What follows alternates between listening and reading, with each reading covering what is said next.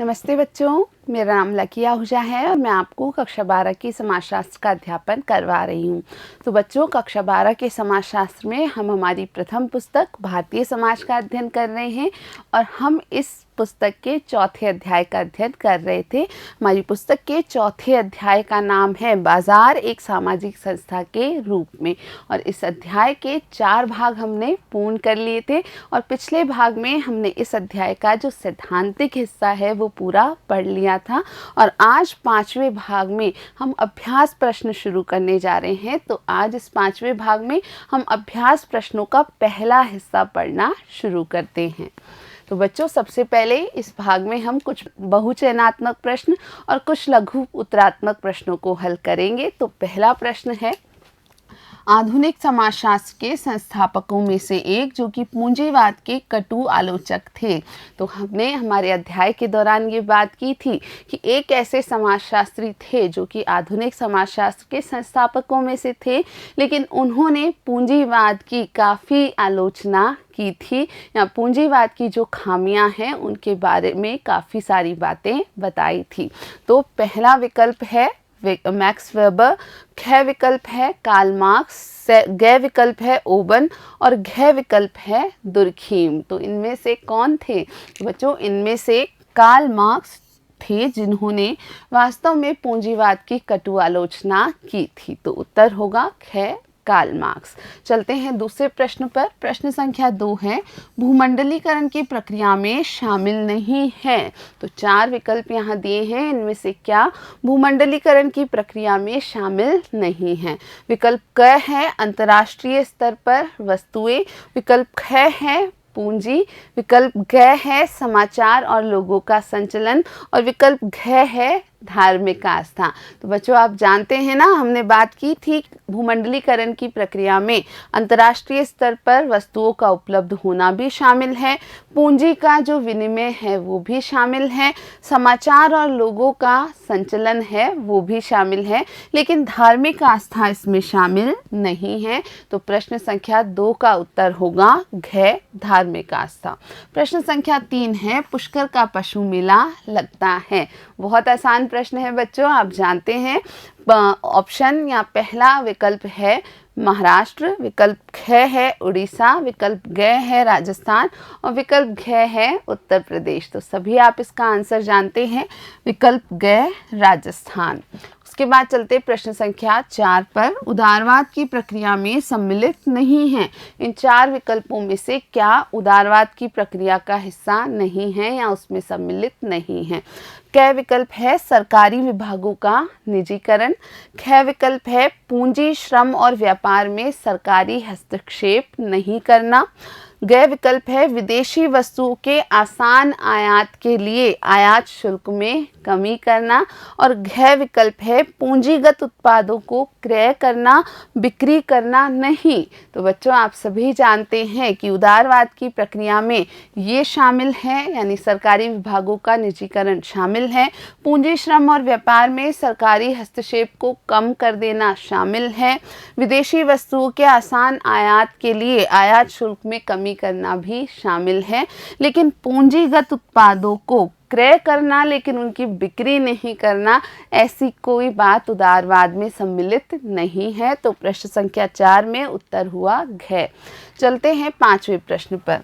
भूमंडलीकरण की प्रक्रिया का संबंध है। तो भूमंडलीकरण की प्रक्रिया का संबंध निम्नलिखित में से किसमें है? विकल्प क है विश्व के देशों की परस्पर अंतर संबंधिता से, विकल्प ख है व्यापार में रियासतें और सुविधाओं से, विकल्प ग है विश्व के देशों में मैत्रीपूर्ण संबंध से और विकल्प घ है इनमें से कोई नहीं। तो बच्चों, भूमंडलीकरण की प्रक्रिया का संबंध हम जानते हैं कि विश्व के देशों के परस्पर अंतर संबंधिता से है, ना कि व्यापार में रियासतें और सुविधाओं से, विश्व के देशों में मैत्रीपूर्ण संबंधों से और इनमें से कोई नहीं भी दिया गया था। तो विश्व के देशों की जो परस्पर अंतर संबंधिता है वो भूमंडलीकरण के फलस्वरूप बढ़ गई है। तो यहाँ 5वें प्रश्न में उत्तर है कै। चलते हैं छठे प्रश्न पर। बस्तर जिले में कौन से आदिवासी रहते हैं? तो बस्तर जिले की बात हमने की थी, वहाँ के हाट बाजार को हमने जाना था। तो विकल्प कै दिया गया है भील, विकल्प ख है सांथाल, विकल्प ग है गोंड और विकल्प घ है उपयुक्त सभी। तो बच्चों, बस्तर जिले के जो आदिवासी हैं वो कौन से थे? वो थे गोंड। तो प्रश्न संख्या 6 में उत्तर है ग गोंड। चलते हैं प्रश्न संख्या 7 पर। बाजार का महत्व सिर्फ इसकी आर्थिक क्रियाओं तक सीमित नहीं है, यह कथन किनका है? तो हाँ, एक समाजशास्त्री ने ये बात स्पष्टतः कही थी कि बाजार का महत्व सिर्फ इसकी आर्थिक क्रियाओं तक सीमित नहीं है। और वो समाजशास्त्री कौन थे? तो देखिए, विकल्प यहाँ मौजूद है। क विकल्प है दुर्खीम, ख विकल्प है अल्फ्रेड गेल, ग विकल्प है कार्ल मार्क्स और घ विकल्प है मैक्स वेबर। तो बच्चों, यहाँ आपको याद रखना है कि ये बात कहने वाले थे अल्फ्रेड गेल। चलते हैं अगले प्रश्न पर। प्रश्न संख्या 8 है, उत्तरी भारत के बनिया किस समुदाय में आते हैं? और विकल्प आपको दिए गए हैं। क विकल्प क्षत्रिय, ख विकल्प ब्राह्मण, ग विकल्प शूद्र और घ विकल्प वैश्य। तो हमने जाना था हमारे अध्याय के दौरान कि उत्तरी भारत के बनिया जो हैं वो वैश्य वर्ग में या वैश्य समुदाय में सम्मिलित होते हैं। चलते हैं प्रश्न संख्या 9 पर। अब हम लघुत्तरात्मक प्रश्नों को समझने जा रहे हैं। तो 9वां प्रश्न आपका है, बाजार का क्या अर्थ है? तो बाजार क्या होता है, इसका क्या अर्थ है, ये हमें पूछा गया है। तो इसका उत्तर है, बाजार तमाम तरह की आर्थिक क्रियाओं को इंगित करने वाली एक आर्थिक संस्था के साथ साथ एक सामाजिक संस्था भी है जो विशेष सांस्कृतिक तरीकों द्वारा निर्मित है। तो एक समाजशास्त्री के रूप में जब हम बाजार को परिभाषित करते हैं तो हमें ध्यान रखना है कि यह अलग अलग तरीके की विभिन्न प्रकार की आर्थिक क्रियाओं को इंगित करने वाली एक आर्थिक संस्था तो है ही, लेकिन इसके साथ साथ यह एक सामाजिक संस्था भी है जो कि कई प्रकार के विशेष सांस्कृतिक तरीकों से निर्मित होती है। प्रश्न संख्या 10 पे चलते हैं। भूमंडलीकरण से आप क्या समझते हैं? तो हमने चर्चा की थी बहुत गहराई से भूमंडलीकरण की। देखते हैं इसका उत्तर।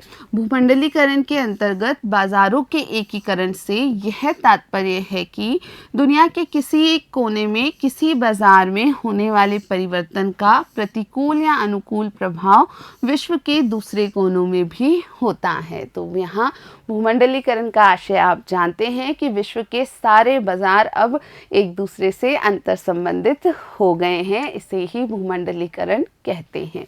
चलते हैं प्रश्न संख्या 11 पर। हाट या साप्ताहिक बाजार के 2 लाभ बताइए। बिल्कुल, हाट के साप्ताहिक बाजार के कई लाभ होते हैं, तो वो 2 लाभ जो आप बता सकते हैं वो क्या हैं? हाट या साप्ताहिक बाजार के 2 लाभ निम्न प्रकार हैं। पहला, इसमें लोग कृषि तथा वनों के उत्पादों को व्यापारियों को बेचते हैं। तो हाँ, हमने ये जाना था कि ऐसे हाट बाजार में लोग अपने कृषि उत्पाद और वन उत्पाद आकर के व्यापारियों को बेच पाते हैं। और दूसरा जो लाभ है वो ये है कि इसमें लोग सगे संबंधियों से मिलते हैं तथा विवाह संबंध भी निश्चित करते हैं। तो ये एक सामाजिक मेलजोल का भी केंद्र बन जाते हैं और यहीं पर लोग विवाह संबंध आदि भी निश्चित कर लेते हैं। अब देखते हैं प्रश्न संख्या 12। ब्रिटिश शासन के दौरान आदिवासी अर्थव्यवस्था पर पड़े कोई 2 प्रभाव बताइए। बच्चों, हमने जाना था कि ब्रिटिश शासन के दौरान आदिवासी अर्थव्यवस्था पर गहरा प्रभाव पड़ा था। यहाँ हमें कोई 2 प्रभाव बताने को कहा गया है। तो उत्तर देखते हैं। ब्रिटिश शासन के दौरान आदिवासी अर्थव्यवस्था पर पड़े प्रभाव निम्न हैं। पहला, वनों पर ब्रिटिश शासन का एकाधिकार होने से आदिवासियों को उनके उत्पादों से हाथ धोना पड़ा। बिल्कुल, हम जानते हैं कि ब्रिटिश जो शासनाधिकारी थे उन्होंने वनों पर अपना अधिकार कर लिया था और इस कारण आदिवासियों को वन उत्पाद नहीं प्राप्त होते थे या वन उत्पादों से उन्हें हाथ धोना पड़ा था या हानि उठानी पड़ी थी। दूसरा जो प्रभाव था वो ये था, आदिवासियों को अब बागानों और खदानों में काम करने को बाध्य होना होना पड़ा। और इसी के साथ क्योंकि अब आदिवासियों के पास अपना जीवन जीने के लिए कोई सुलभ संसाधन नहीं थे, तो इसलिए उन्हें बागानों और खदानों में मजदूरों के रूप में कार्य करना पड़ा, या फिर उन्हें अब अपने श्रम के आधार पर जीवन यापन करना पड़ा। प्रश्न संख्या 13 देखते हैं बच्चों। व्यापार के कुछ क्षेत्रों पर एक ही जाति का एकाधिकार हो जाता है, इसके कोई 2 उदाहरण दीजिए। तो हमने अध्याय में पढ़ा था कि हाँ, कई बार ऐसा होता है कि व्यापार के किसी विशिष्ट क्षेत्र या कुछ क्षेत्रों पर एक ही जाति एकाधिकार रखती है। तो इसके 2 उदाहरण यहाँ पूछे गए हैं बच्चों। पहला उदाहरण है तमिलनाडु में नाकरटारों में जाति आधारित व्यापार। हमने देखा था कि तमिलनाडु के जो नाकरटार हैं उनमें खुद स्वयं के व्यापारिक प्रणाली और बैंकिंग प्रणाली पाई जाती है। और दूसरा उदाहरण है मारवाड़ी समुदाय के द्वारा किया जाने वाला व्यापार। और तमिलनाडु के नाकरटारों की तरह ही हमने जो मारवाड़ी समुदाय का उदाहरण है वो भी देखा था। चलते हैं प्रश्न संख्या 14 पर। पूंजीवाद की 2 मूल विशेषताएं लिखिए। तो बच्चों, पूंजीवाद की 2 मूल विशेषताएं यहाँ पर पूछी गई हैं। उत्तर देखते हैं। पूंजीवाद की 2 मूल विशेषताएं ये हैं। पहली विशेषता, उत्पादनों के साधनों पर व्यक्ति का नियंत्रण होता है। तो पूंजीवाद में जो उत्पादन के साधन हैं उन पर किसी व्यक्ति विशेष का ही अधिकार या नियंत्रण होता है। दूसरी जो विशेषता है वो ये है, यह व्यक्ति के अधिकारों पर आधारित सामाजिक आर्थिक पद्धति है। तो ये जो पूंजीवाद की पद्धति है यह व्यक्ति के अधिकारों पर आधारित एक सामाजिक आर्थिक पद्धति है। चलते हैं प्रश्न संख्या 15 पर। साप्ताहिक बाजार एक सामाजिक संस्था के रूप में कार्य करता है, कैसे? तो साप्ताहिक बाजार एक सामाजिक संस्था है या एक सामाजिक संस्था के रूप में कार्य करता है, कैसे? तो उत्तर देख लेते हैं बच्चों। साप्ताहिक बाजार उत्पादों के आदान प्रदान के साथ साथ एक सामाजिक संस्था के रूप में स्थानीय लोगों के लिए अपने रिश्तेदारों तथा सगे संबंधियों तथा परिचितों से सामाजिक मेल मिलाप के केंद्र होते हैं। यहाँ ये लोग अपने जवान बेटे बेटियों के विवाहों को तय कर सकते हैं, गप्पे हाँक सकते हैं और कई अन्य कार्य कर सकते हैं। तो ये सारी चर्चा बच्चों हमने की थी कि इन साप्ताहिक बाजारों में सिर्फ उत्पादों का लेन देन ही नहीं होता है, बल्कि ये एक सामाजिक संस्था के रूप में कार्य करते हैं। इन साप्ताहिक बाजारों में लोग एक दूसरे से आकर के मिलते हैं, मेलजोल बढ़ाते हैं, अपने बच्चों के रिश्ते तक तय करते हैं, गप्पे हाँकते हैं और अन्य कई अंतःक्रियात्मक गतिविधियां करते हैं। बच्चों, अब चलते प्रश्न संख्या 16 पर। आधुनिक अर्थशास्त्र का अर्थव्यवस्था के संदर्भ में क्या विचार है? तो यदि हम आधुनिक अर्थशास्त्र की बात करें तो उनका अर्थव्यवस्था के संदर्भ में क्या विचार है? तो उत्तर बच्चों देखते हैं। आधुनिक अर्थशास्त्र का विकास एडम स्मिथ जैसे प्रारंभिक विचारकों के विचारों से हुआ और यह इस विचार पर आधारित है कि अर्थव्यवस्था को समाज के एक पृथक हिस्से के रूप में भी पढ़ा जा सकता है, जो बड़े सामाजिक एवं राजनीतिक संदर्भ से अलग है, जिसमें बाजार अपने स्वयं के नियमों के अनुसार कार्य करता है। तो ये सारी चर्चा बच्चों हमने अध्याय में की थी कि यदि हम आधुनिक अर्थशास्त्र की बात करें तो इसका विकास हुआ था एडम स्मिथ जैसे प्रारंभिक विचारकों के विचारों से, और उनका मानना था कि अर्थव्यवस्था को हम समाज का एक अलग या पृथक हिस्सा मान सकते हैं और ये एक ऐसा हिस्सा है जिसे अलग तरीके से पढ़ा भी जा सकता है। साथ ही उन्होंने माना कि ये बहुत बड़े सामाजिक और राजनीतिक संदर्भ से अलग है, इसे अलग रूप में जाना जाना चाहिए और एक बाजार या एक अर्थव्यवस्था अपने स्वयं के नियमों से संचालित होती है। चलते प्रश्न संख्या 17 पर। एडम स्मिथ के अनुसार आधुनिक पूंजीवादी अर्थव्यवस्था के बाजार कैसे काम करते हैं? तो हमने जाना था इस बात को भी कि एडम स्मिथ मानते हैं कि आधुनिक पूंजीवादी अर्थव्यवस्था के बाजार स्वतः ही एक सतत चलने वाली प्रक्रिया के तहत काम करते हैं।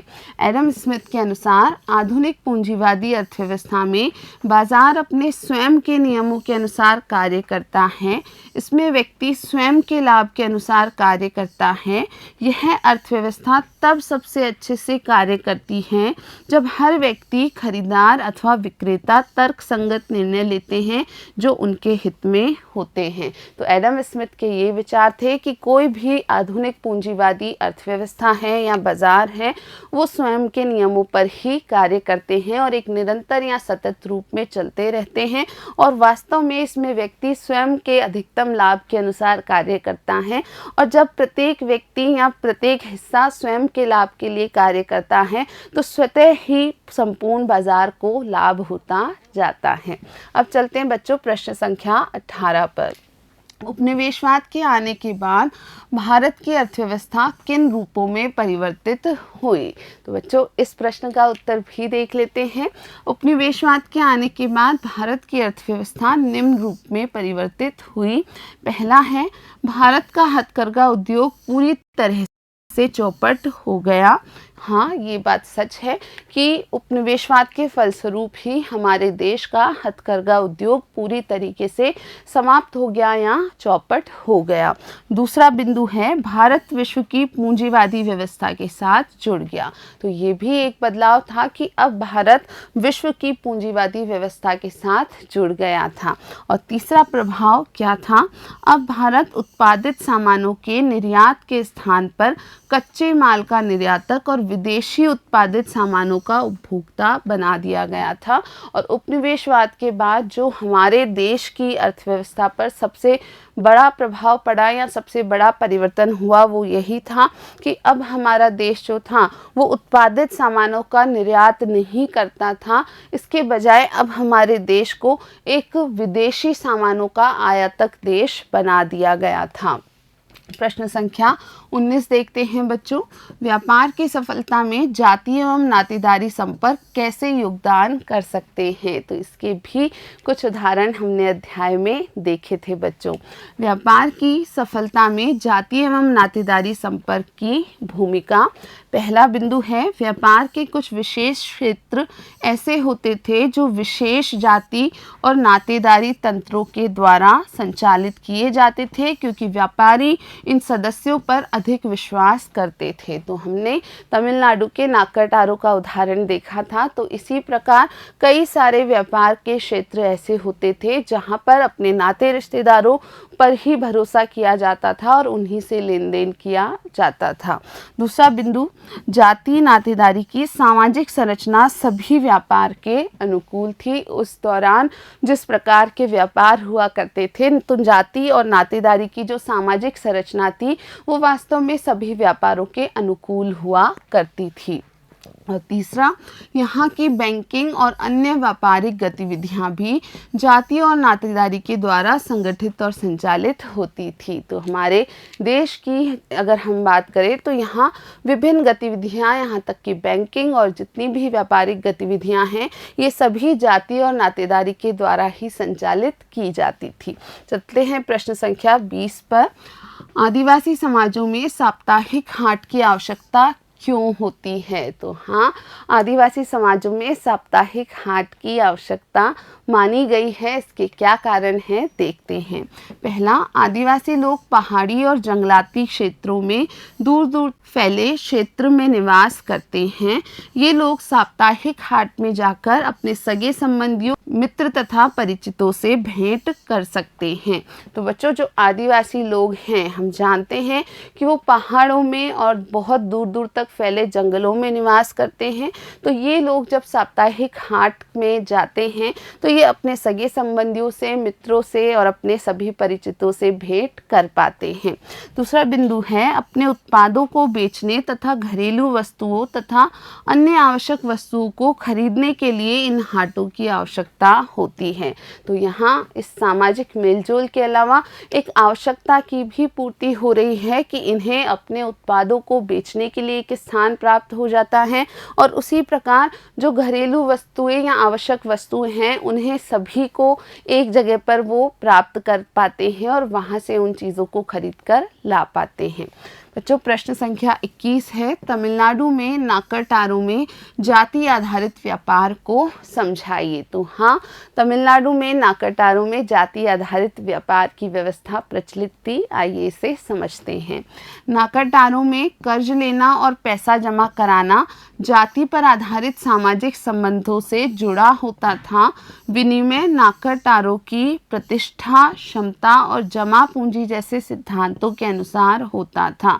तो यहाँ खास बात यह है कि नाकरटारों में कर्ज लेना और पैसा जमा कराना जाति पर ही आधारित था और जाति के अंतर्गत भी जो विनिमय होता था, जो लेन देन एक दूसरे के मध्य होता था, वो किसी व्यक्ति विशेष की प्रतिष्ठा, उसकी क्षमता और उसकी जमा पूंजी को ध्यान में रखकर किया जाता था। इनकी बैंकिंग व्यवस्था एक जाति आधारित बैंकिंग व्यवस्था थी। प्रत्येक नाकरटार का इन सामूहिक संस्थाओं से संबंध था। तो हर नाकरटार इन सामूहिक संस्थाओं से स्वयं को संबद्ध करके रखता था ताकि वो आवश्यकता पड़ने पर इस प्रकार के लेन देन में आसानी से भाग ले पाए। चलते हैं बच्चों प्रश्न संख्या 22 पर। औपनिवेशिक शासन के दौरान किस प्रकार से मारवाड़ी समुदाय ने स्वयं को पुनर्गठित किया और अपनी स्थिति को संभाला था। तो यह भी एक महत्वपूर्ण चर्चा की थी हमने कि औपनिवेशिक शासन के दौरान जो मारवाड़ी समुदाय हैं उसने स्वयं को पुनर्गठित किया और फिर संपूर्ण स्थिति को संभाला था। तो औपनिवेशिक शासन के दौरान मारवाड़ी समुदाय ने कलकत्ता में मिलने वाले सुअवसरों का लाभ उठाया तथा व्यापार तथा साहूकारी को जारी रखने के लिए वे देश के विभिन्न भागों में बस गए। तो यहाँ खास बात यही है कि उन्हें कलकत्ता में जो अवसर मिले उन अवसरों का उन्होंने भरपूर लाभ उठाया और फिर अपने व्यापार और साहूकारी को आगे तक जारी रखने के लिए वो देश के अलग अलग भागों में जाकर बस गए। अपने गहन सामाजिक संबंधों के आधार पर इस समुदाय ने बैंकिंग व्यवस्था की स्थापना की और लोगों को ब्याज पर कर्ज देने लगे। तो बच्चों ये खास बात थी कि इन लोगों ने अपने जो सगे संबंधी थे उनसे जो प्रगाढ़ संबंध रखे थे, उन संबंधों के आधार पर ही इन्होंने बैंकिंग व्यवस्था की भी स्थापना की और लोगों को ये ब्याज पर कर्ज देना शुरू कर दिए या इन्होंने लोगों को ब्याज पर कर्ज देना शुरू कर दिया और इस प्रकार इन्होंने स्वयं को पुनर्गठित किया। तो बच्चों आज के इस भाग में हमने कई सारे लघुत्तरात्मक प्रश्न और बहुचयनात्मक प्रश्न कर लिए हैं और अब हम इस अध्याय के अंतिम भाग में जो इन अभ्यास प्रश्नों का दूसरा हिस्सा है उनको हल करेंगे। तो आज के लिए इतना ही, मिलते हैं अगले भाग में। वीडियो देखने के लिए आप सभी का बहुत बहुत धन्यवाद।